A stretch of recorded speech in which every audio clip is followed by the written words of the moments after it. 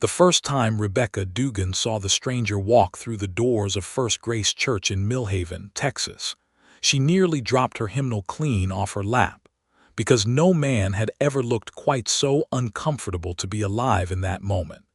And yet he sat down right beside her like it was exactly where he belonged.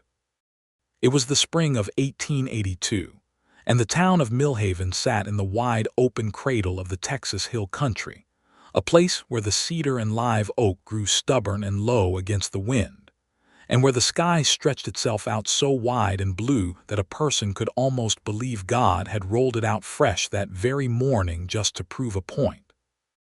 The church itself was a modest white clapboard building with a single bell tower and a wooden cross that tilted just slightly to the left, a fact that Pastor Edmund Holt had been meaning to fix for 3 years running, but never quite got around to. Inside there were 12 rows of plain pine pews, each one polished by the sleeves and skirts of devoted congregation members who had sat in the same spots Sunday after Sunday for as long as most people could remember. Rebecca Dugan sat in the 4th pew on the left side, which had been her family's pew since before she could remember. She had grown up in that church the way a person grows into a comfortable coat, naturally and without much thought to it. Her father, Elias Dugan, had been a founding deacon of First Grace before he passed from a fever 4 years prior, in the autumn of 1878, and her mother, Clara Dugan, had followed him into the ground just 18 months after that, worn out by grief and a winter that seemed too cold and too long for a woman already half broken. Rebecca was 24 years old now, and she lived alone in the modest house her parents had left her on the eastern edge of town, working as a seamstress and taking in laundry when the sewing slowed, which it sometimes did.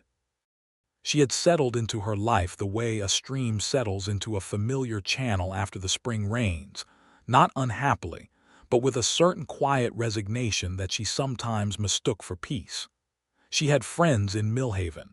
There was Martha Briggs, the schoolteacher, who was 30 and cheerful and always had an opinion about everything. There was old Mrs. Prout, who sat directly behind Rebecca every Sunday and sang so loudly and so confidently off-key that it had become a beloved feature of the service rather than a distraction. There was the Caldwell family, who ran the dry goods store and always saved Rebecca the good calico fabric before it sold out. She was not lonely, she told herself. She was simply settled. Then the stranger walked in. He pushed through the double doors at the back of the church about 4 minutes after the opening hymn had already begun, which was itself a kind of minor scandal, because nobody who was anybody arrived late to First Grace. Rebecca heard the doors creak and the soft thud of boots on the wooden floor, and like most of the congregation she glanced back with the practiced sideways look of someone pretending not to stare. What she saw was a tall man, broad through the shoulders, wearing a dark canvas work coat that had seen considerable use, clean denim trousers, and boots that were dusty at the toe despite what appeared to be a recent attempt to wipe them down. He wore no hat inside, which meant he had at least thought to take it off before entering, and he was holding it in both hands in front of him, the way a man holds something he is not sure what to do with. His dark hair was damp and combed, which suggested he had made some effort, and his jaw was strong and square with a few days' worth of dark stubble that had not quite grown into a beard. He looked to be in his late 20s, perhaps 28 or 29, and he had the kind of face that was weathered from sun and wind but not unkind, the lines around his eyes suggesting he squinted into distance more than he frowned. He looked around the church with an expression that Rebecca could only describe as a man who had walked into a room fully expecting to be told he was in the wrong place, and was simply waiting for someone to do so. When nobody did, because everybody was in the middle of standing for the hymn and pretending they had not noticed him, he moved down the center aisle and stopped at the 4th pew on the left side, because it was the nearest pew that had open space on the end. He looked at the spot beside Rebecca. She looked up at him. He gave a short, almost formal nod, and she shifted slightly on the pew in invitation, and he sat down. He smelled of saddle leather and pine soap, and he held his hat in his lap the whole service like a man gripping something familiar in unfamiliar territory. He did not pick up a hymnal. He did not stand or sit at the right moments. Twice he stood when he should have remained seated, caught himself, and sat back down with the particular dignity of a person refusing to let embarrassment show on their face. When Pastor Holt spoke his sermon, the stranger listened with an intensity that Rebecca noticed was not quite the same as the polite attention of regular churchgoers. He was actually listening, as if every word was new information. Rebecca tried very hard to pay attention to the sermon, which was about the parable of the prodigal son, and which Pastor Holt delivered with his usual combination of genuine warmth and gentle guilt. She was not successful in paying attention. She was acutely aware of the warmth of the man sitting beside her, the slight rustle of his coat when he shifted, the way his hands rested on his knees with a kind of still patience that was different from the fidgeting restlessness of the younger men in the congregation. When the service ended and Pastor Holt gave the benediction, the stranger stood with everyone else and then stood there looking at his hat as if deciding what to put it back on his head.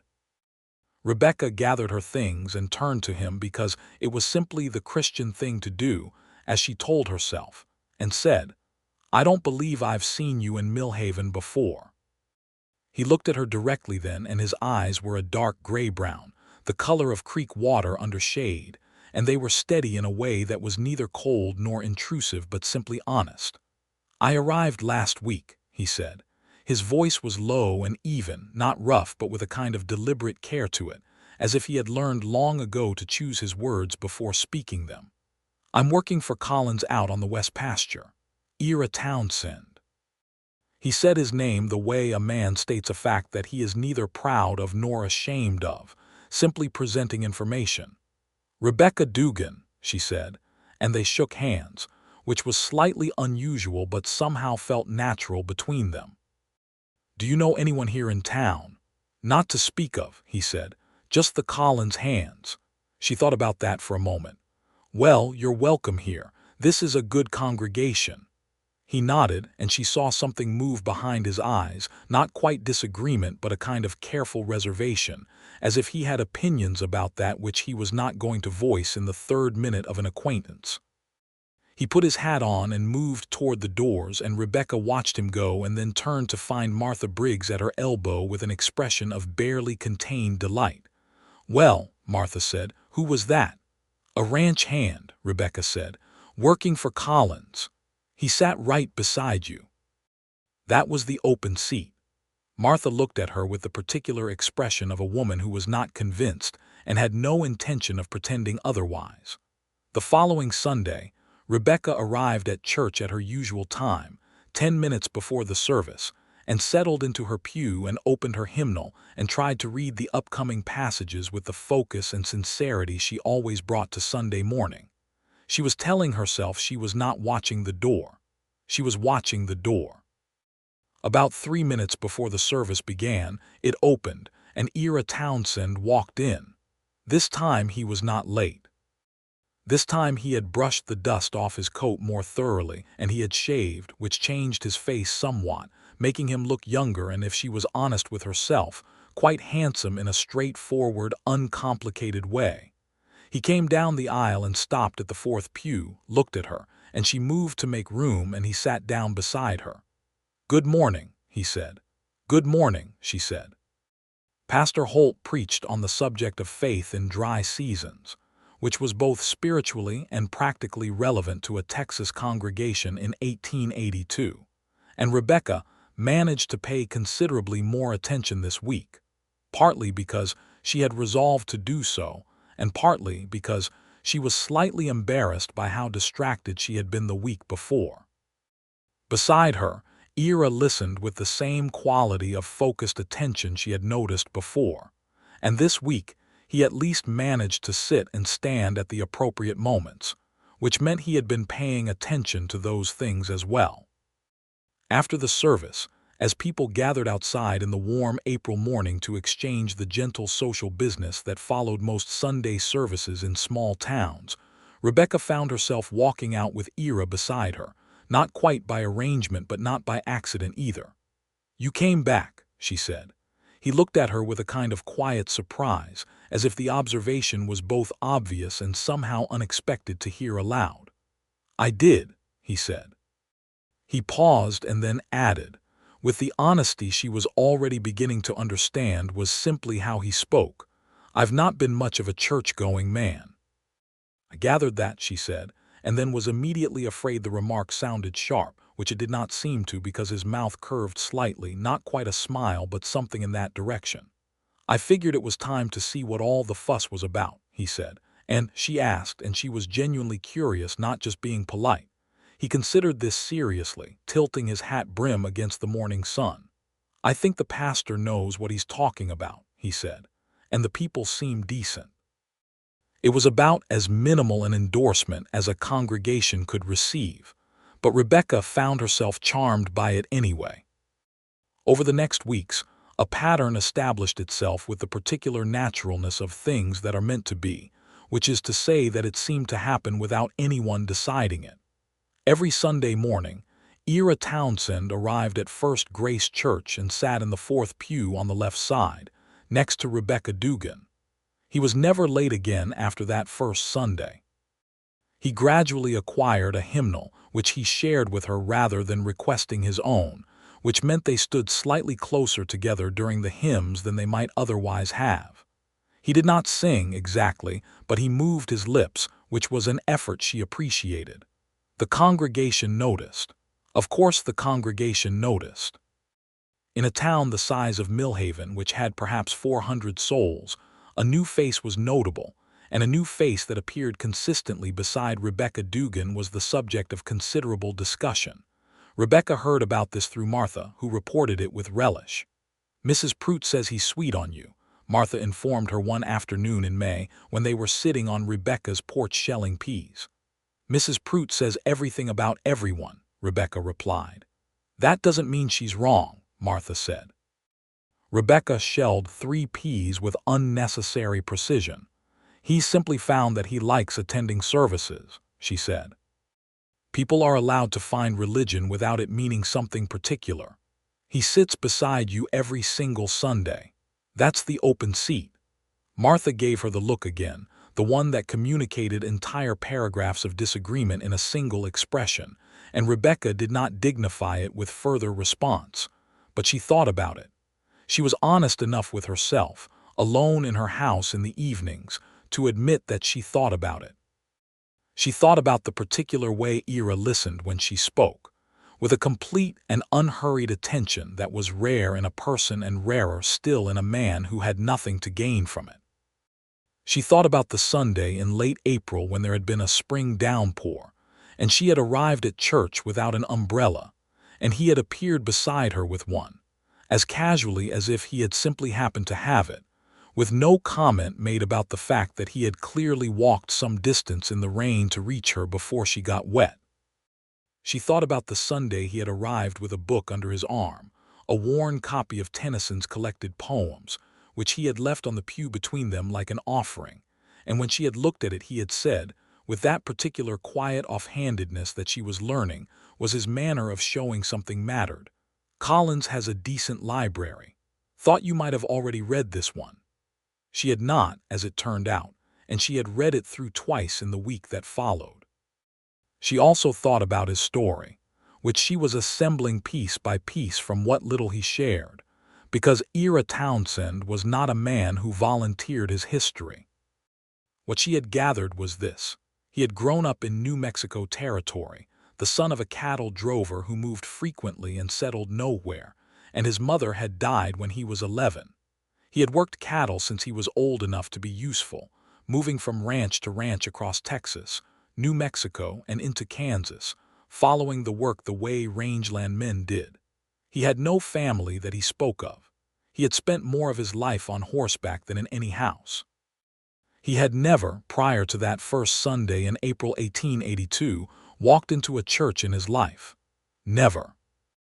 Rebecca had said when he had told her that on a Sunday morning in May as they stood outside after the service in the shade of the big live oak beside the church steps. "Not since I was about 8 years old," he said.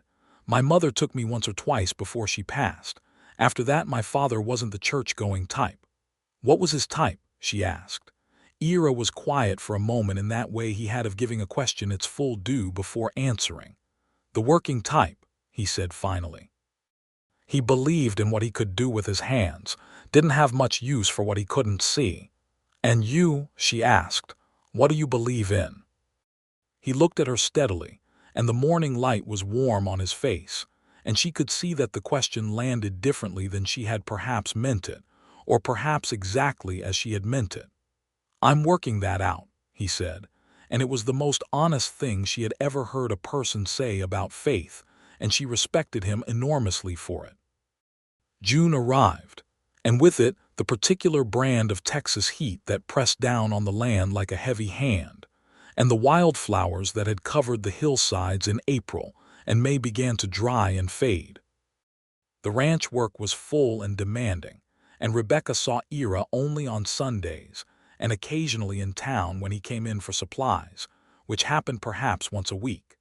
These encounters were brief, conducted in the public currency of hellos and small exchanges, but they accumulated into something she could feel the weight of, something that was growing in a direction she could no longer entirely pretend not to notice. It was on the first Sunday of June that the thing shifted. The service had run long because Pastor Holt had gotten particularly inspired during the third point of his sermon, and had extended his remarks by what Mrs. Pruitt later estimated to be at least 20 additional minutes, and by the time the congregation filtered out into the noon sun, the heat was already substantial. Rebecca had noticed partway through the service that Ira was holding himself differently than usual, with a slight tightness around the jaw that suggested discomfort, and as they came out into the sunlight, she saw more clearly that there was something wrong with his right hand. The knuckles were scraped and swollen, the kind of injury that comes from hard work with rough materials or from a fall. "Your hand," she said. He looked down at it as if he had forgotten it was there. "It's nothing. Fence repair yesterday. Wire caught me." "It should be cleaned properly," she said. "Barbed wire can cause infection if it's not seen to." He made the particular expression of a man who had been managing injuries on his own for so long that the suggestion of help registered as a foreign language. "It's fine," he said. "I have iodine and clean bandages at my house," she said. "I am also quite competent with a bandage, having patched up my father's working injuries for most of my childhood. It will take 10 minutes." He looked at her. She looked at him. There was a moment of that particular negotiation that happens between two people who are learning each other's terms. 10 minutes, he said. Rebecca's house was a 10-minute walk from the church. A neat white-painted house with a small garden and a porch with 2 wooden chairs. And it was tidy inside in the way of a person who lives alone and keeps things clean as a matter of self-respect. She sat him down at the kitchen table and brought out her medical kit, which was a tin box containing iodine, clean cotton strips, a small scissors, and a needle and thread for emergencies. She cleaned the cuts efficiently and dressed them, and he sat very still through the whole procedure with the patience of a man accustomed to discomfort, which she found both admirable and quietly sad. "You've done this before," she observed, working the bandage around his palm. "A time or two," he said. "Alone." It was not quite a question, and he did not quite answer it, but the silence had a quality of acknowledgment in it. She finished and tied off the bandage and looked up to find him watching her with that steady, honest regard of his, and they were close in the way that practical tasks sometimes necessitate, the kitchen table small between them, her hands still resting lightly near his. "Thank you," he said. It was simple and direct and contained considerably more than those 2 words. "You're welcome," she said, and did not move her hands immediately. Then Mrs. Pruitt's voice floated in through the open window as she passed on the road outside, singing a hymn to herself slightly flat, and the moment resolved into something warmer and more ordinary, and Rebecca made coffee and they sat at her kitchen table for a full hour, talking. Not about their feelings or the thing that was clearly growing between them, but about everything else. About the Tennyson he had brought her. About the state of the Collins ranch and the fence problems that had caused his injury.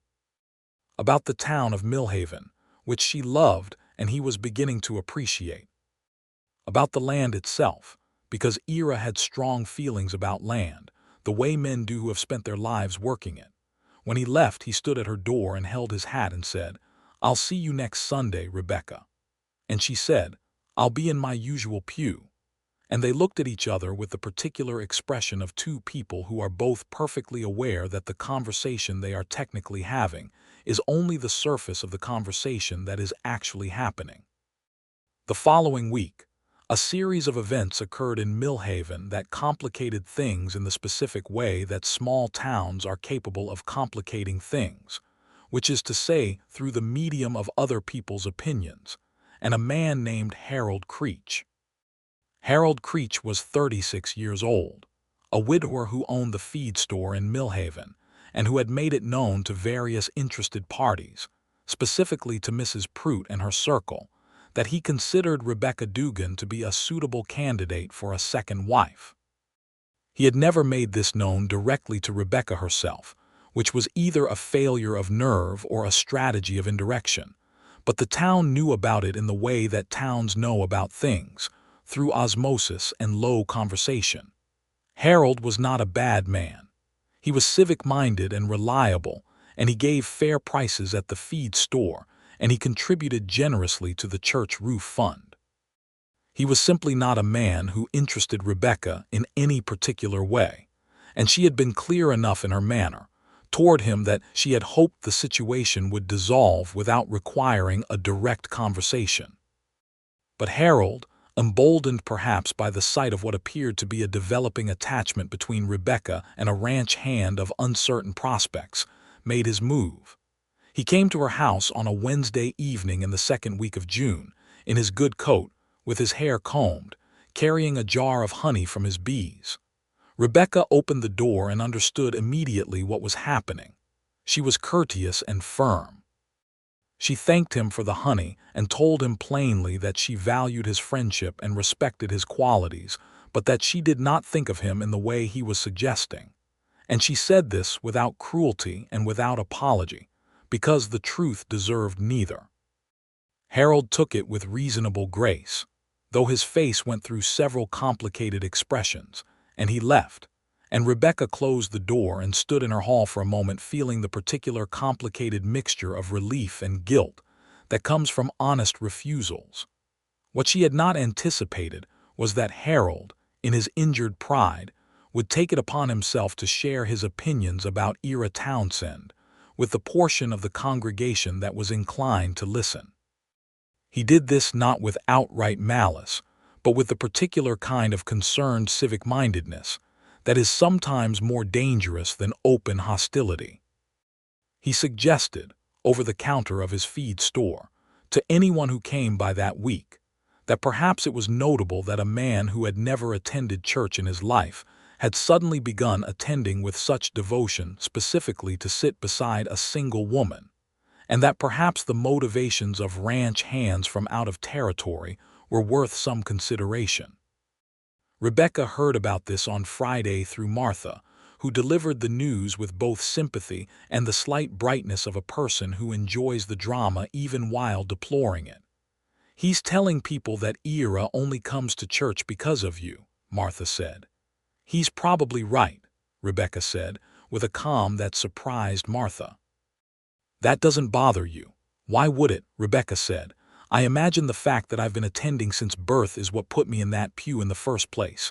People come to church for all sorts of reasons. That's rather the point of having a church." Martha looked at her with admiration. "What are you going to do?" "Nothing," Rebecca said. "I'm going to go to church on Sunday, same as I always do." On Sunday, Rebecca arrived at her usual time and sat in her usual pew. 3 minutes before the service began, Ira came through the door. He walked down the aisle to the fourth pew and sat beside her, and she noticed that he sat with a slight extra squareness to his shoulders, the posture of a man who is aware he is being looked at and has decided he does not care. After the service, as they came out into the late June sunlight, Harold Creech was standing at the bottom of the church steps in a group that included Mrs. Prout and two of the deacons, and the group fell slightly quiet in that conspicuous way that groups do when the subject of their discussion approaches. Ira noticed. Of course he noticed. Men who have spent their lives reading landscape weather and cattle read people with the same instinct. He did not react in any obvious way, but he stopped walking when they reached the group and said, clearly and without aggression, "Morning, folks. Fine sermon today." And then he said good morning to Harold Creech by name, because he had been introduced to him at the dry goods store the week prior, and Harold said good morning back with the stiffness of a man caught midway between guilt and defensiveness. When they had moved past the group, Rebecca said quietly, "You heard about what he's been saying." "Collins mentioned something," Ira said. She looked at him. "Does it bother you?" He thought about it for a moment, which was always his way. "A man saying I come to church because of a woman," he said.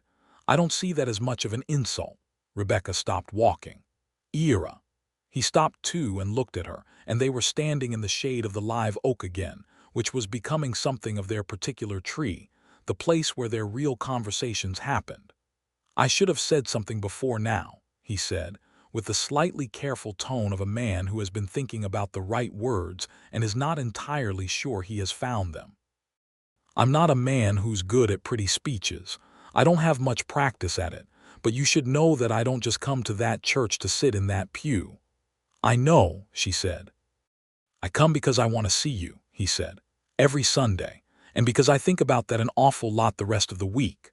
The live oak above them rustled in a dry wind, and somewhere down the road a mockingbird was going through its entire repertoire, and Rebecca looked at Ira Townsend and felt something settle into place inside her, the way a door settles into its frame when it finally fits right.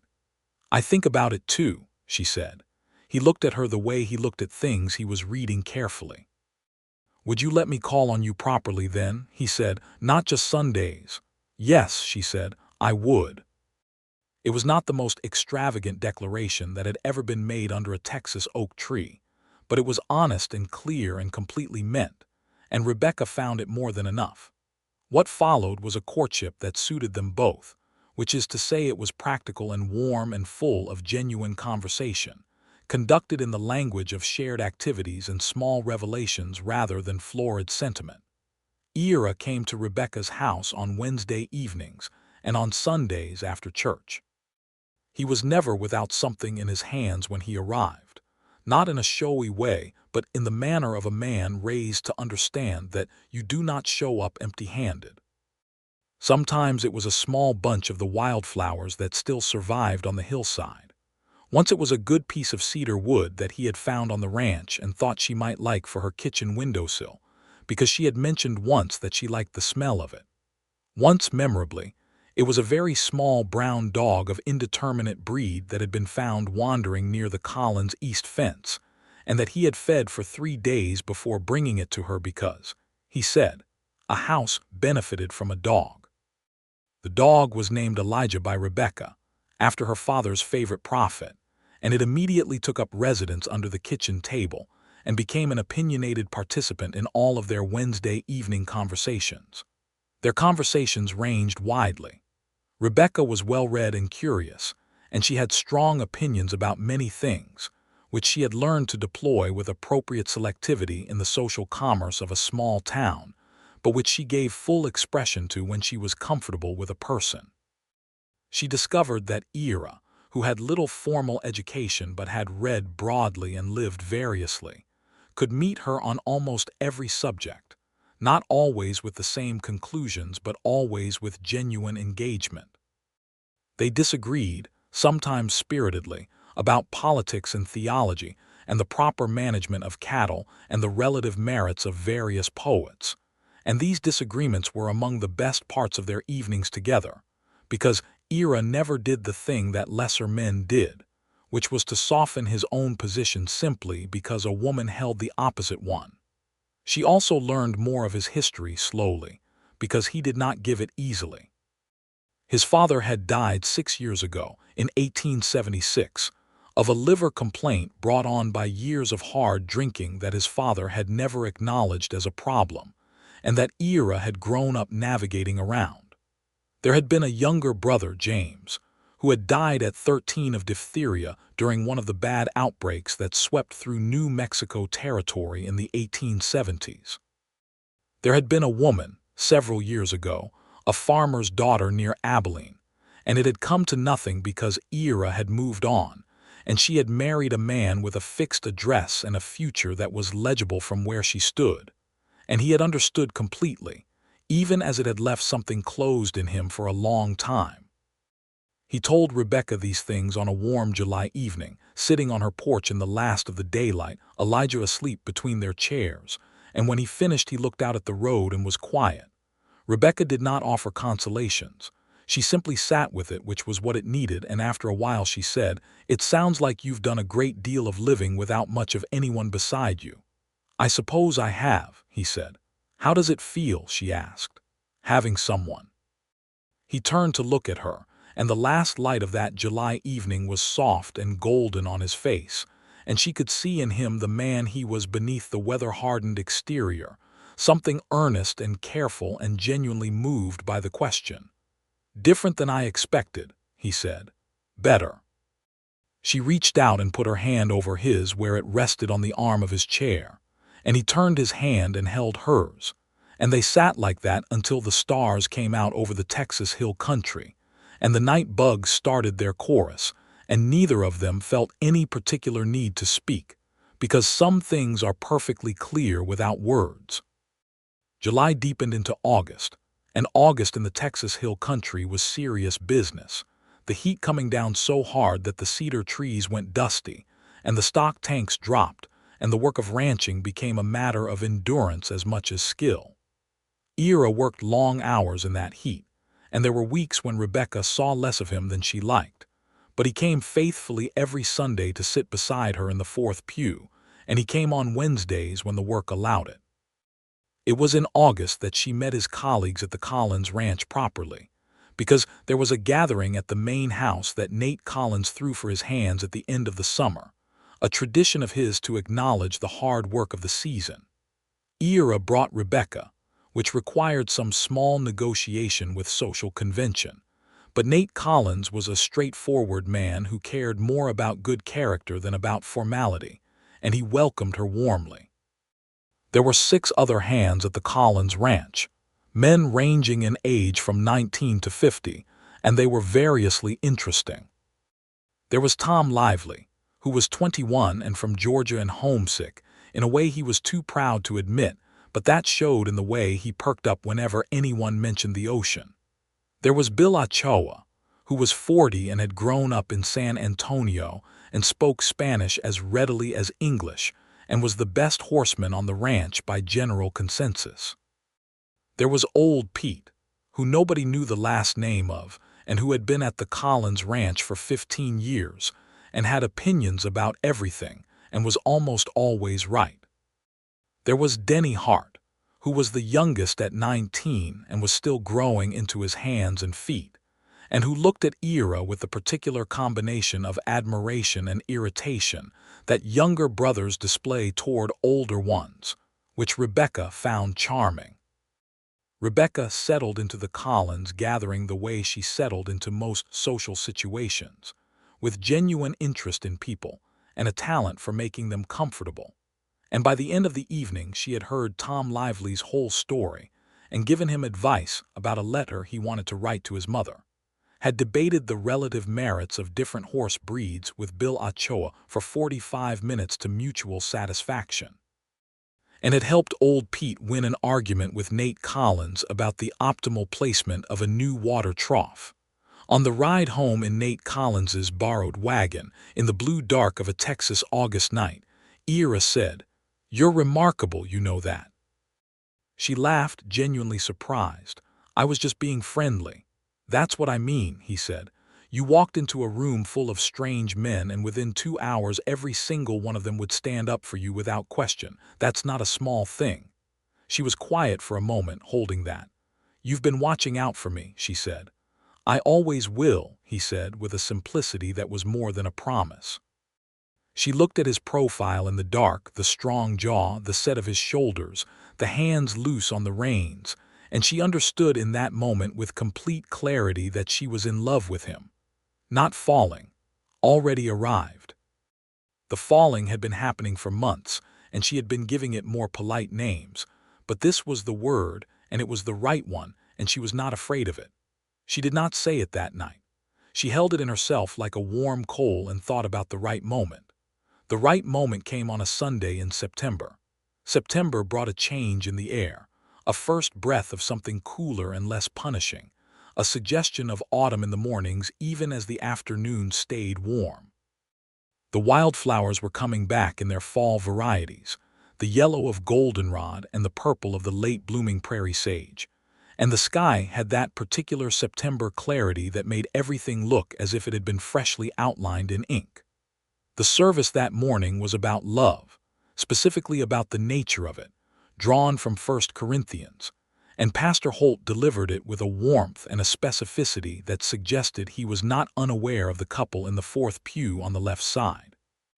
He talked about love that is patient and kind and does not insist on its own way, and Rebecca sat with those words and thought about the man beside her, who had sat beside her every Sunday for 5 months now, who had walked into this church with dust on his boots and no idea how to stand at the right moments, who had never in his life attended a Sunday service before, and who now never missed one. After the service, they walked together through the September morning to the park on the edge of town, which was just a clearing under several large pecan trees beside the creek, but which served as the town's gathering and walking place in good weather.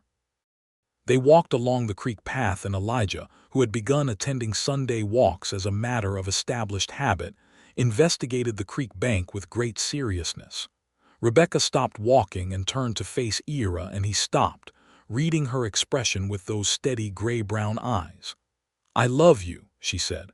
"I thought you should know that. I've been knowing it for a while, and I think it was time to say it." Ira looked at her for a long moment, and she could see the thing moving through him, not surprise exactly, but the movement of something large settling into its rightful place. He reached out and touched her face just briefly, his fingertips against her cheek, and she leaned into it slightly. "Rebecca," he said, "I have loved you since the second Sunday when you turned around to check whether I was going to manage the standing and the sitting, and you looked so determined to give me credit for getting it right whether I did or not." She laughed, and it was the kind of laugh that comes from the chest, full and real. "You were terrible at it," she said. "I was," he agreed with that almost smile of his.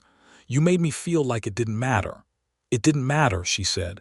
"You were there. That was what mattered." He took her hands, both of them, in his, the bandaged one long-healed now, and looked at her with an expression of such open and uncomplicated love that it was almost startling on a face she had associated with careful reserve. "I'd like to marry you," he said. "Whenever you'd have me. I'm not a man of means and I don't have a house of my own, but I intend to change that, and I'd like to be changing it as your husband if you'd agree to it." She was aware of the creek sound and the pecan leaves above them, and Elijah having decided a piece of mud was worth investigating, and the whole bright September morning around them like a frame. "I agree to it," she said. He kissed her then, gently, with both their hands still joined between them, and it was the first time, and it was exactly right. They were formally engaged by October, announced at the church following the service by Pastor Holt, who was visibly pleased about the whole business in the way of a man who has been watching something develop for months with hopeful attention. The congregation's reception was warm, because whatever Harold Creech had been saying in June had not taken lasting root in a community that knew Rebecca well and had had sufficient Sundays to form their own opinion of Ira, who had proven himself quiet, respectful, consistent, and genuinely good. Mrs. Pruitt cried, which she did at most things that moved her, and Martha Briggs embraced Rebecca with the enthusiasm of a woman who had been waiting for this outcome since April and was experiencing considerable vindication. Harold Creech, to his credit, came and shook Ira's hand and said, with what appeared to be genuine if complicated graciousness, that he wished them well. Ira shook his hand and said thank you and meant it, which Rebecca admired. The practical matters of their future were worked out over the autumn with the same honest directness that characterized everything between them. Ira had been saving money for several years, because a man with no fixed address and no particular expenses could accumulate savings if he was disciplined about it, which Ira was. He had enough, combined with what Rebecca had from her parents' estate, to purchase a modest piece of land on the western edge of the Millhaven Valley, 30 acres with good grass and a reliable spring, and an existing house that needed considerable work but was structurally sound.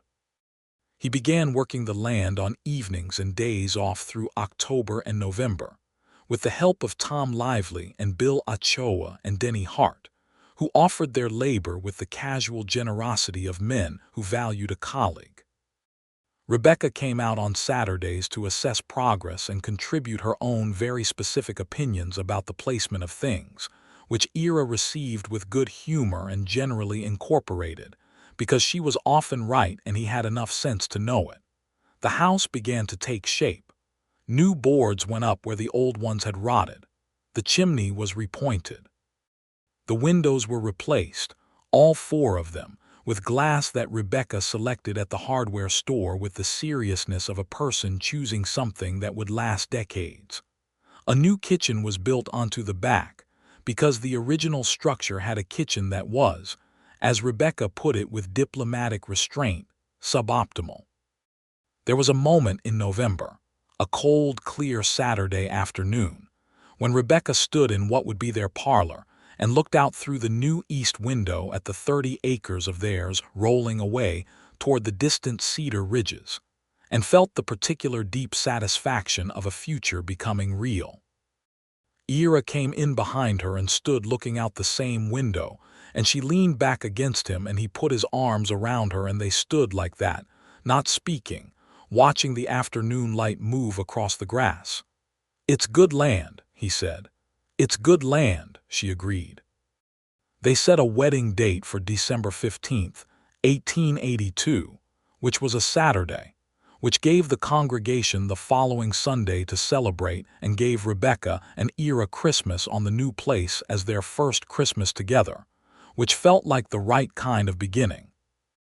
The wedding was held at First Grace Church, which was the only possible location and the one they both wanted, because it was the place where it had all started, where he had walked through those double doors with dust on his boots and uncertainty in his face, and sat down beside her and changed everything. Rebecca's dress was one she made herself, which was the only practical option for a seamstress and also deeply satisfying. A dress of cream wool challis trimmed with ivory ribbon, with a fitted bodice and a full skirt and long sleeves against the December chill. She was not a vain woman, but she looked at herself in the mirror that morning and felt quietly pleased. Martha helped her dress her hair, which they decided to put up simply with 2 small pearl pins that had been her mother's, and the effect was right, not elaborate but finished. The church was decorated with cedar boughs and late-season dried flowers that several of the women in the congregation had assembled throughout the preceding week with competitive and delightful thoroughness. The smell of the cedar filled the whole building in a way that Rebecca thought she would associate with this morning for the rest of her life. Ira was at the altar when she walked in, which she had asked him to be, preferring to walk down the aisle toward him rather than to stand at the back watching him walk in. He was wearing a dark suit that he had purchased in San Antonio the previous month.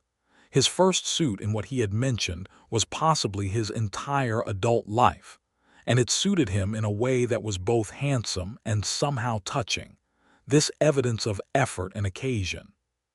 He had his hat off, obviously, and his hair was combed and he had shaved that morning, and he looked at her when she came through the doors with an expression of such unguarded devotion that Martha, standing just behind Rebecca, made a small sound of satisfaction. Rebecca walked toward him, and he watched her come all the way down the aisle without looking away once, and when she reached him, she took his hand, and his fingers closed around hers with a certainty that was everything. Pastor Holt conducted the ceremony with warmth and just the right amount of solemnity, and when he reached the vows he paused and looked at them both with the expression of a man genuinely glad to be doing what he was doing, which was itself a blessing. They said their vows looking at each other, not at the pastor, which was what people said you were supposed to do, but which not everyone managed. Ira spoke his in that steady, deliberate voice, each word placed with care, and Rebecca heard in it the same quality she had first noticed in him, the quality of a man who means exactly what he says and says only what he means. When it was done and they were married, the church erupted into something that was not quite a cheer and not quite applause, but was somewhere warm and joyous between the two, and Mrs. Prout cried, which everyone had anticipated, and old Pete from the Collins ranch, who had apparently decided this occasion warranted a trip to town, blew his nose loudly into a handkerchief, and then looked around with great dignity as if he had done nothing of the sort. The celebration moved to the community hall next to the church, where the women of the congregation had laid out a spread of food that represented a significant collective effort, because the women of First Grace Church took celebration seriously and had brought their best. There was a 3-layer cake made by Mrs. Collins, and there was music provided by Joe Pemberton on his fiddle and his son Wally on the harmonica, and there was dancing, which Millhaven did well when the occasion called for it. Ira danced with Rebecca for the first time that evening, and it turned out he was not particularly accomplished at it, which neither of them had expected to be relevant information, and which turned out to be one of the more joyous discoveries of the evening, because he was so genuinely committed to doing it well and so disarmed by the fact that he kept miscounting the steps that he laughed, which was not a thing Rebecca had heard him do fully before, and it was a wonderful sound. They came home to their house that night under a December sky full of cold, clear stars, with Elijah waiting at the door, having been deposited there earlier that day by Denny Hart, and the house was warm because Ira had laid a fire before they left that morning, and it had burned down to good coals that needed only stoking.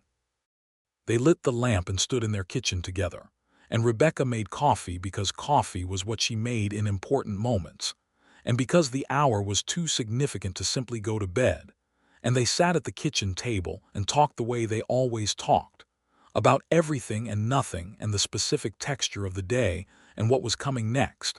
And Elijah slept under the table, and the fire popped, and the December cold pressed on the windows and could not get in. Christmas came 8 days later, and they had it together in their house, with a cedar tree that Ira had cut and brought in from the back acres, and that they decorated with the ornaments Rebecca had inherited from her mother, and with a few paper ones they cut together at the kitchen table the evening before Christmas, which was not a sophisticated decoration strategy, but was entirely pleasurable.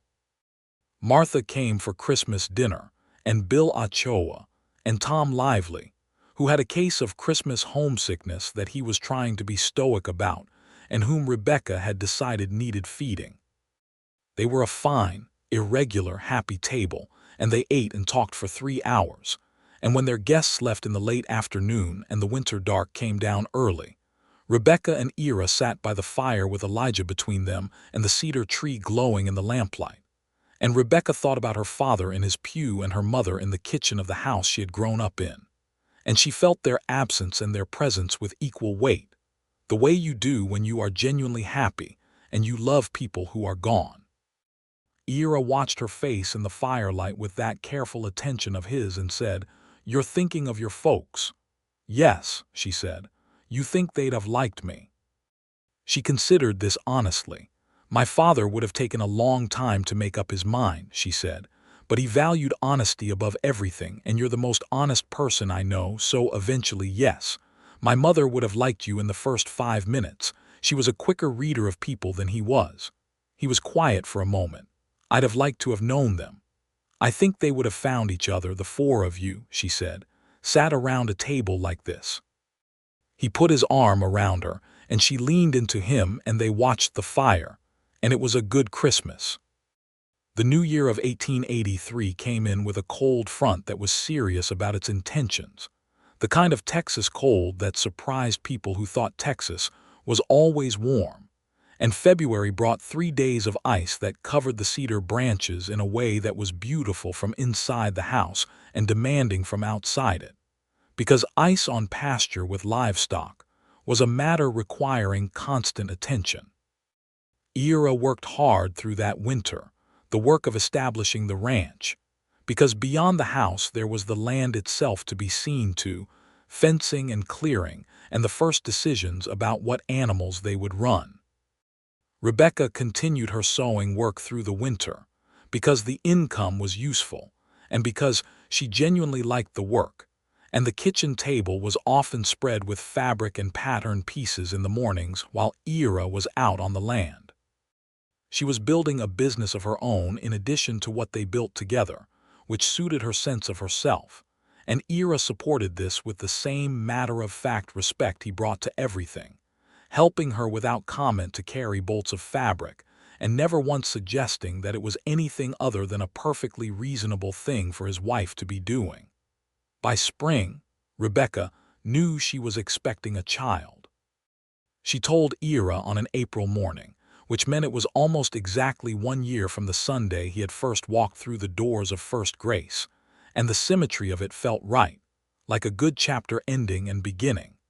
His face when she told him did something she had not quite seen it do before, something entirely unguarded, a kind of luminous surprise that moved through him like light through water.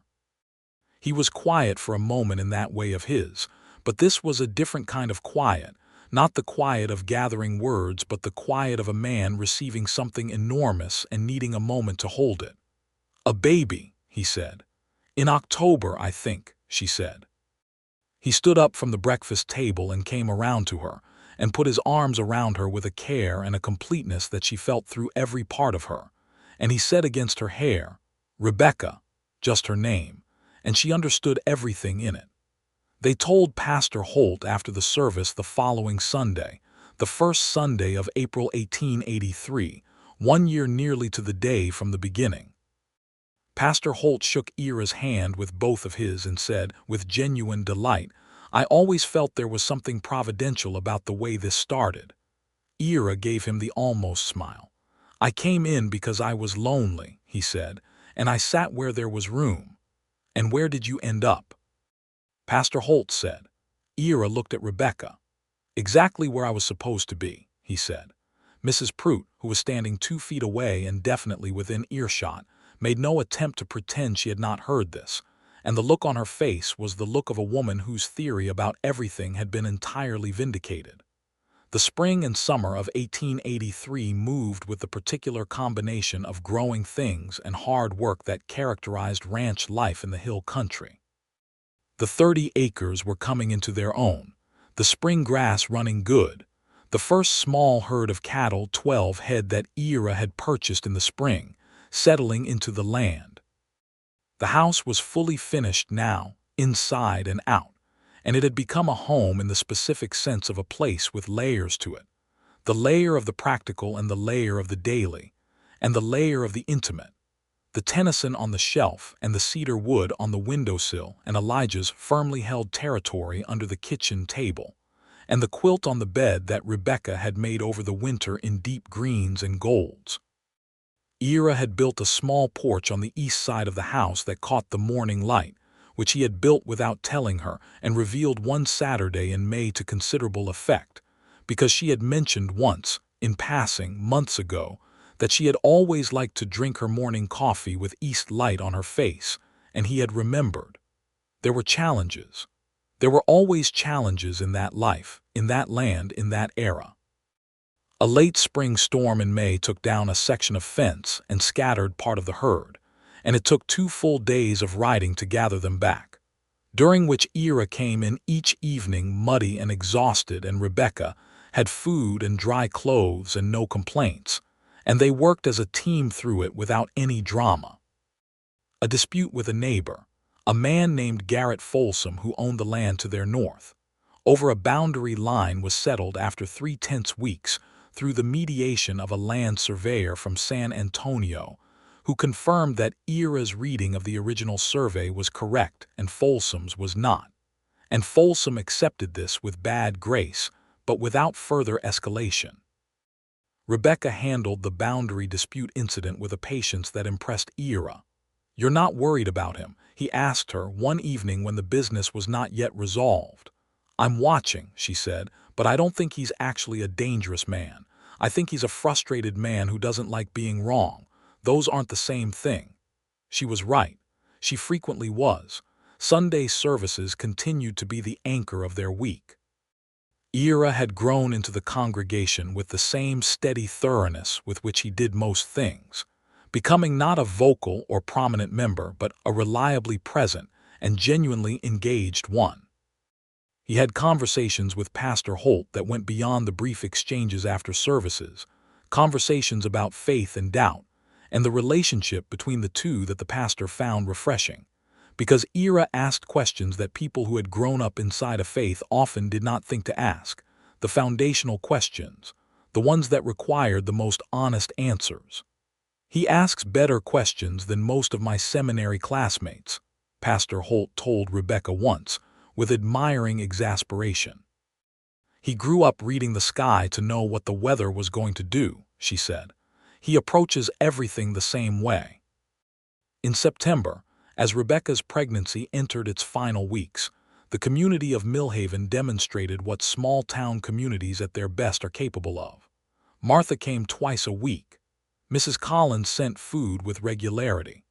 Old Pete from the Collins Ranch arrived one Saturday with 6 loads of split firewood that he stacked with tremendous efficiency, and departed without asking for thanks, because that was how he did things.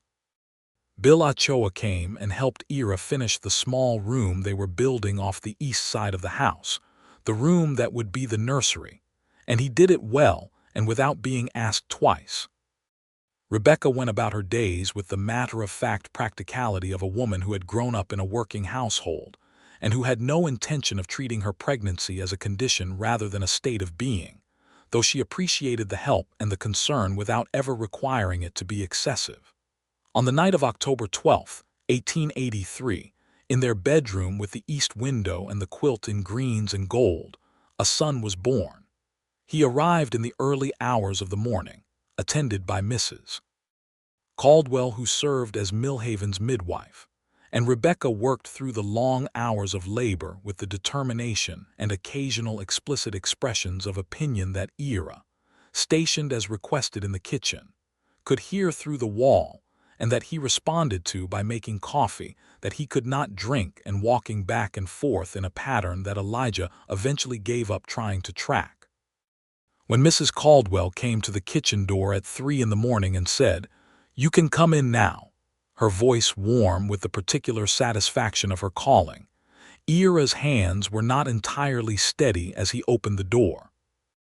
Rebecca was propped against the pillows, tired in a way that went deep but thoroughly, completely alive in a way that made the lamp on the bedside table look dim in comparison, and she was holding a small wrapped bundle that was their son.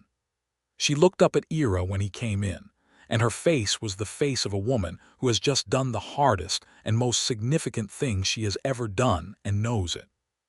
He sat on the edge of the bed and she put the bundle into his arms, and he held his son for the first time, this small and very new person, and looked down at him with an expression that Rebecca would remember for the rest of her life, because it was the most completely open she had ever seen him, all the careful reserve gone, nothing but pure and absolute love on that weathered face. "He looks like he has opinions," Ira said after a long moment, because the baby was making small, intense expressions. Rebecca laughed, which pulled at her tired muscles in a way that was worth it. "He absolutely does," she said. "He'll fit right in." They named him Elias James Townsend, Elias for Rebecca's father and James for Ira's lost brother, and the name was right in the way that carried both grief and love forward and made them something new. Elias James Townsend was baptized at First Grace Church on the first Sunday of November 1883, exactly 18 months from the Sunday that Ira had walked through those doors for the first time. And Mrs. Prout cried, which was the correct response, and Pastor Holt conducted the ceremony with the full warmth of a man who had watched the whole of this story from a front row seat and knew what it meant. The autumn moved into winter, and their little family found its rhythms. Elias was a vigorous and opinionated infant, confirming his first impressions, and he grew steadily through the winter with the robustness of a child who is well fed and held and talked to and taken seriously. Ira proved to be a natural father in the particular way of men who have not had a good model for it, and have therefore had to think very carefully about what it should be, which sometimes produces better results than men who simply replicate what they received. He was patient and present and consistent, and he talked to the baby the same way he talked to everyone, with honest directness, which Rebecca found endlessly charming. She found him one evening in the nursery, holding 3-month-old Elias in the lamplight, and he was telling the baby, in a conversational and perfectly serious tone, about the proper assessment of grazing land and the signs that indicate a good spring source. Elias was looking up at him with the focused attention of an infant who is being spoken to as a person, which was perhaps early for it but perhaps not, because children know more than people give them credit for. "Are you explaining ranch management to our 3-month-old?" Rebecca said from the doorway. Ira looked up with the almost smile. "You start early with the important things," he said. "Of course you do," she said, and came and leaned against the doorframe watching them, her husband and her son in the lamplight, and felt the warmth of it down to the bone. The winter of 1883 to 1884 was a good one, not in terms of weather, which was genuinely difficult at times, but in terms of what was being built. The ranch was taking shape as something real and viable. Ira had added 4 more cattle, bringing the herd to 16, and had made an arrangement with the Collins Ranch to share equipment on some of the larger tasks, which was the kind of practical cooperation that the hill country encouraged. Rebecca's sewing business had grown through the year, because word had spread to the neighboring town of Careville that there was a seamstress in Millhaven who did excellent work and was reliable about delivery dates, which was not always the case with seamstresses, and she had begun receiving commissions from 20 miles away. Denny Hart came to work for them part-time in the spring of 1884, having outgrown the Collins Ranch in terms of what he could learn there, and having expressed this to Ira with the frankness of a young man who had decided Ira was the person he wanted to learn from. Ira took him on, part wages and part teaching, which suited them both and which gave Rebecca an additional pair of hands on the days when both the sewing orders and the baby were pressing simultaneously. Denny was a genuinely good young man who adored Elias and learned the land quickly, and who was also, in the way of 19-year-old boys, in love with Martha Briggs, which Rebecca had identified within his first week at the ranch, and which she managed with the discreet and effective care of a woman who had herself benefited from the right arrangement of circumstances. She did not engineer anything in any direct way. She simply made sure that Denny was in town on the evenings when Martha was visiting, and she mentioned to Martha, casually, that she found Denny Hart to be one of the most genuinely decent young men she had encountered in some time, and she let the rest take care of itself. Martha and Denny were walking out together by midsummer 1884, which gave Rebecca considerable satisfaction, and which Ira had noticed happening with a quiet appreciation of his wife's management of the situation. "You set that up," he told her. "I facilitated the conditions," she said primly. "You set that up," he repeated, and was clearly delighted by it. The summer of 1884 brought something else as well, something that expanded their world in a way neither of them had entirely anticipated. A family came to Millhaven from San Antonio, a Mexican-American family named the Guerreros, who purchased the old Hartley farm and intended to work it, and who were treated by a portion of the town with the particular suspicion and exclusion that Mexican-American families in Texas in 1884 faced, as a matter of daily life, the injustice of which was so ingrained in the structures of the time that many people participated in it without any specific malice. Through the dull machinery of habit and assumption.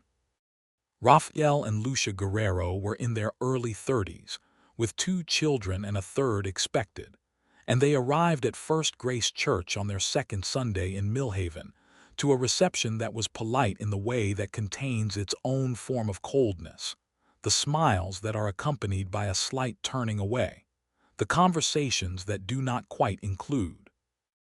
Rebecca, who had grown up watching her father extend the specific practical application of his faith to the way he treated people, was not capable of this kind of polite exclusion, and she sat down beside Lucia Guerrero at the church gathering after the service and asked her how the farm was coming and whether she needed anything, and meant both questions.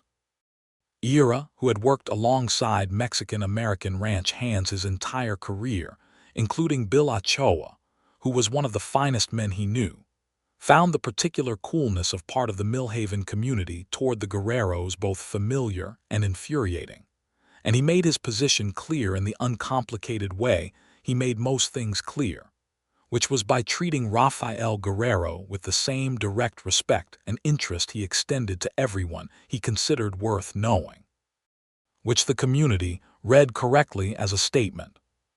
The Guerreros became friends of the Townsends over that summer and autumn, the kind of friendship that forms between people who recognize something fundamental in each other, a common quality of directness and good faith and commitment to the actual work of living, rather than the performance of it. Rafael Guerrero was a skilled farmer and a thoughtful man, and Ira and he had long conversations about land and water and the specific challenges of working the hill country. Lucia and Rebecca discovered a mutual interest in fine needlework that went beyond the practical into the artistic, and Lucia knew techniques that Rebecca did not, drawn from her grandmother's work in San Antonio, and they spent Saturday mornings for a whole winter passing skills and stories back and forth across Rebecca's kitchen table while the children played on the floor. Not everyone in Millhaven arrived at acceptance, because that is the honest truth of history, but enough of them did that the Guerreros found their footing in the community, and the congregation of First Grace, guided by Pastor Holt with quiet pastoral skill, and by the example of the most visible couple in the fourth pew on the left side, was better than it might have been. By the spring of 1885, their life had the quality of something fully made, not finished, because nothing living is finished, but complete in the sense of having its essential shape. The ranch was running well, with 20 head now and the land in good condition, the spring providing reliable water and the fencing in solid repair. Rebecca's sewing business was established and respected across 2 counties. Elia's was a year and a half old and conducting his investigation of the world with great energy and total fearlessness, which kept everyone in his vicinity usefully occupied. Elijah the dog, somewhat larger than he had been as a stray puppy and considerably more established in his opinions, maintained his territory under the kitchen table with authority.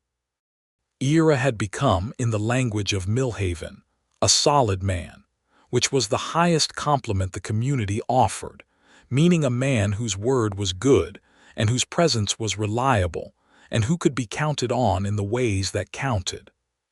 He was on the board of the new school building fund, which Martha had organized, and he was part of the volunteer group that kept the roads between Millhaven and Careville passable in bad weather, and he was known throughout the valley as someone to call if something went wrong on a neighboring ranch and help was needed, because he would come.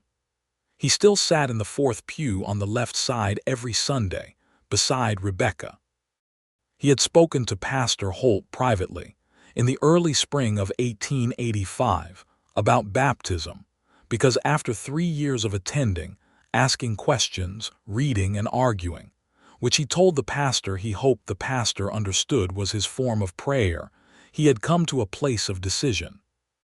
The baptism was conducted on the first Sunday of April 1885, 3 years exactly from his first visit, which Pastor Holt observed with the satisfaction of a man who believes in the long work of things. When Ira came up from the water, Rebecca was there with a towel and his son on her hip and the whole congregation behind her, and he looked at her wet-haired and clear-eyed, and she saw in his face the particular quality of a man who has set down something heavy he had been carrying for a long time and found that the world did not require it of him. "How do you feel?" she asked in their private register beneath the public moment. "Lighter," he said. He took Elia's from her hip, and the baby grabbed a handful of his wet hair with great interest. And Ira laughed, the full laugh she had first heard on their wedding night when the dancing defeated him, and it was still one of her favorite sounds in the world.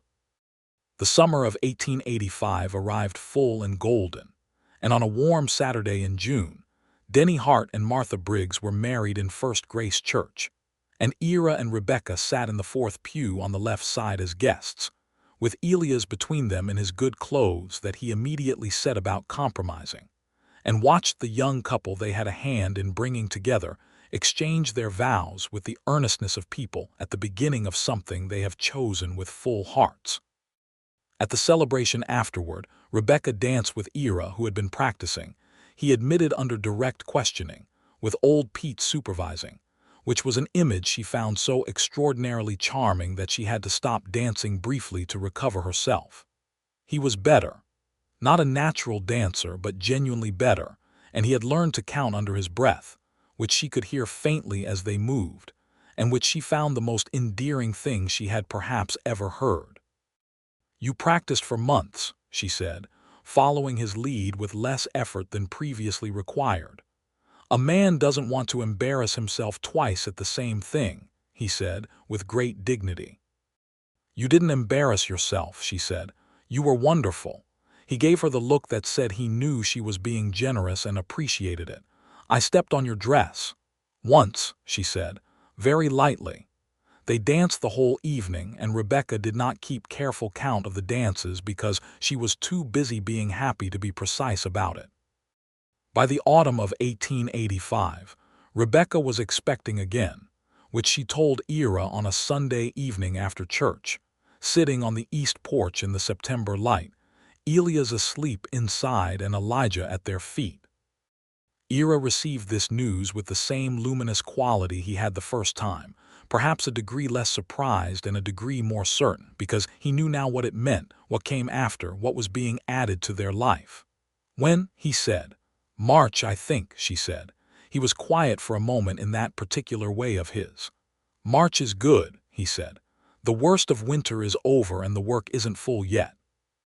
She smiled at the practical response, because it was also a man saying that the timing was good and that he was glad. "March is good," she agreed.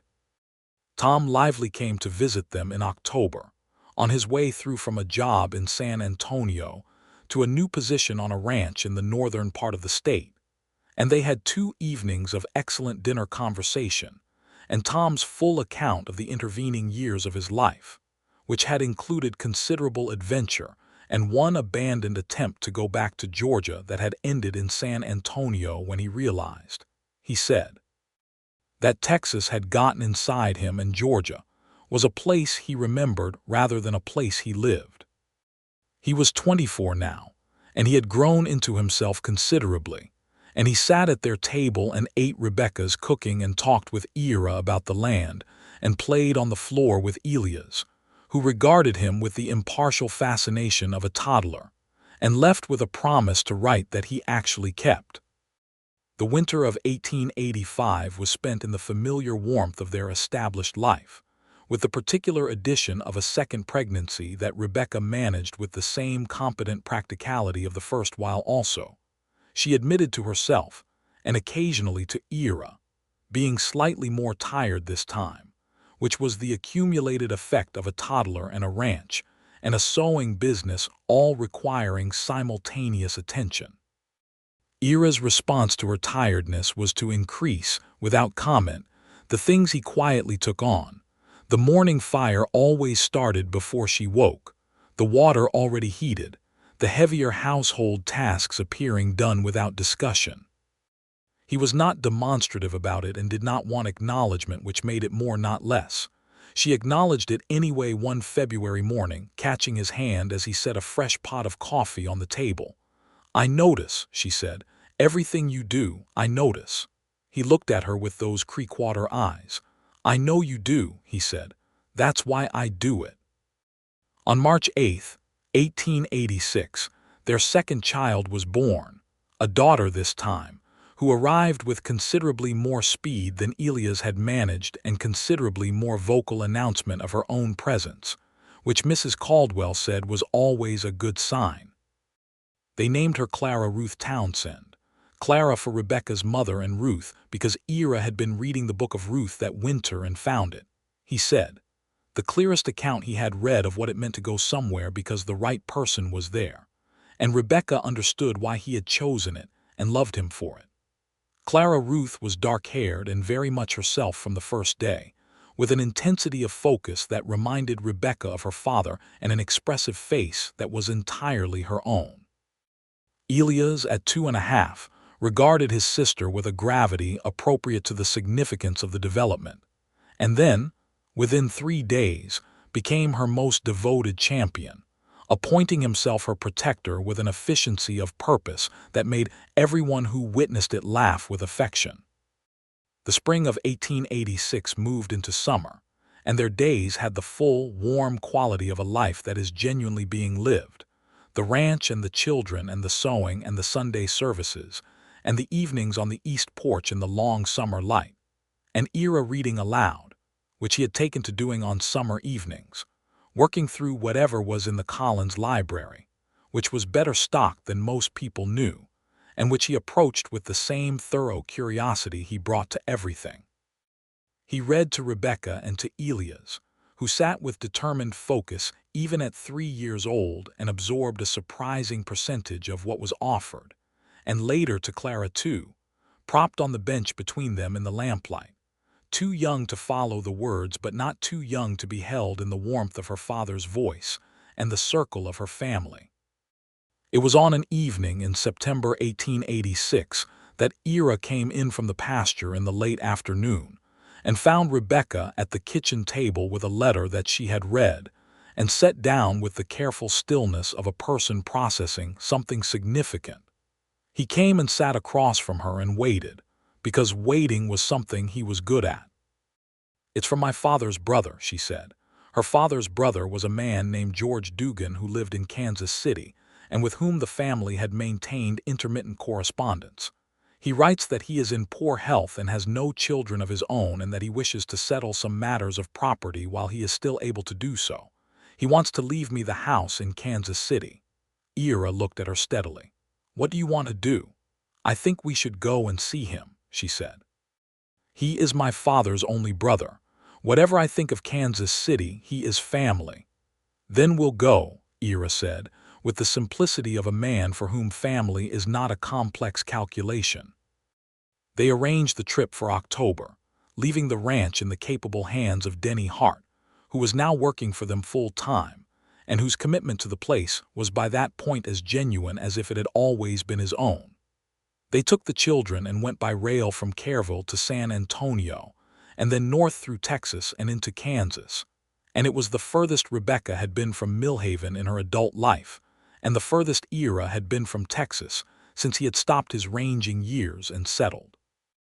George Dugan was 64 years old and genuinely unwell, a kind man whose face showed the unmistakable resemblance to her father that made Rebecca's chest ache in a good way.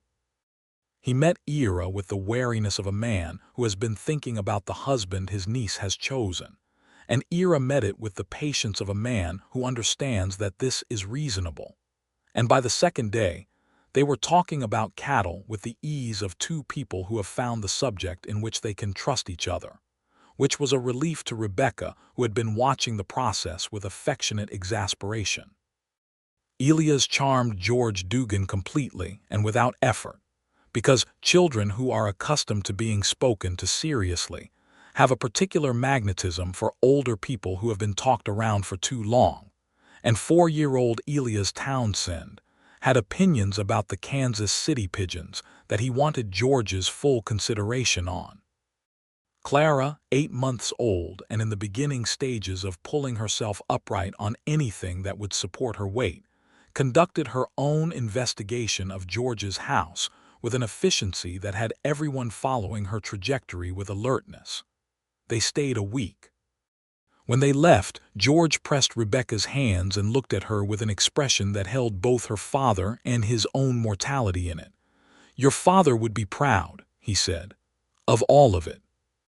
She held that on the train south through the October flatlands, Elia's asleep against her shoulder and Clara asleep on Ira's chest, and the prairie moving past the window. And she thought about her father in his pew, and the way he had raised her to believe that love was a practice as much as a feeling, something done as well as felt. She thought that she had married a man her father would have recognized in that way, a man for whom love was consistent action, the morning fire and the practiced dancing and the Sunday seat, and the 30 years of building something together that was still in the building. Ira looked at her over the sleeping babies with a quiet question in his eyes. "I'm happy," she said. "Good," he said, with great simplicity, the way he said most of the things that mattered most. They came home to Millhaven in late October, to the ranch and Denny's careful stewardship and Elijah's extravagant welcome, and the house that smelled of cedar and wood smoke and was exactly right. And the Sunday after their return, they went to First Grace Church and sat in the fourth pew on the left side, and Mrs. Prout sang behind them with her perfect, confident, off-key certainty, and Pastor Holt preached about homecoming. Rebecca sat in the pew she had sat in since childhood, with her husband beside her and her son between them and her daughter on her lap, and thought about the Sunday morning in April 1882 when the doors had opened, and a man had walked in with dust on his boots and uncertainty on his face, and sat down beside her like it was exactly where he belonged. Because it was. The years continued to turn, as years do, each one adding its particular texture to the one before, and Millhaven grew and changed, and the Townsend ranch grew with it. 15 years going by like a river moving, always the same river but never the same water. Elias grew into a young man who had his father's steadiness and his mother's love of words, and who, by the time he was 12, could work the ranch better than men twice his age and recite Tennyson in the same breath, which his father found deeply satisfying, and which he was careful not to show too much for fear of encouraging insufferable pride, which Elias did not appear at risk of but which Ira believed you could never be too careful about. Clara grew into a girl, and then a young woman of extraordinary force of character, who took after nobody in the family specifically, but who was herself with a completeness and a certainty that was its own kind of grace, and who became at 15 the most capable rider in the county, a distinction she claimed with justice and without excessive commentary on the subject. Bill Ochoa came to work for them permanently in 1889, when the Collins Ranch was sold and its operation wound down, and he became as much a part of the Townsend place as the cedar and the spring, the quiet authority of his horsemanship and his competence a daily gift. Rafael Guerrero's farm thrived, and by the early 1890s the Guerrero family was as fully a part of Millhaven's fabric as any family there, which was not yet the end of difficulty, but was a notable place to have arrived from the coldness of 1884. Martha and Denny Hart had 3 children, and their house was loud and cheerful and full of the particular chaos of a young family that is thriving, and Sunday dinners at the Townsend place increasingly included both families, and sometimes the Guerreros, and sometimes Tom Lively when his travels brought him through, which they did with pleasing regularity. On a Sunday morning in the spring of 1897, 15 years after a stranger had walked through the doors of First Grace Church and changed everything, Rebecca sat in the fourth pew on the left side and opened her hymnal and felt the familiar weight and warmth of the man beside her, unchanged in its essential quality through all the seasons and years, still the same steady presence it had been from the first morning. She was 39 years old and Ira was 45, and there were threads of silver in his dark hair now, and there were fine lines around her eyes, and the ranch was a real thing in the world, something that would outlast them if they raised it right, which they were doing. Elias was 19 and sat on Ira's other side, upright and serious and so much himself that it was sometimes almost too much. And Clara was 15 and sat at Rebecca's other side with the particular posture of a young woman who is very full of thoughts she is choosing not to say in church, which Rebecca recognized because she had sat exactly that way herself at 15.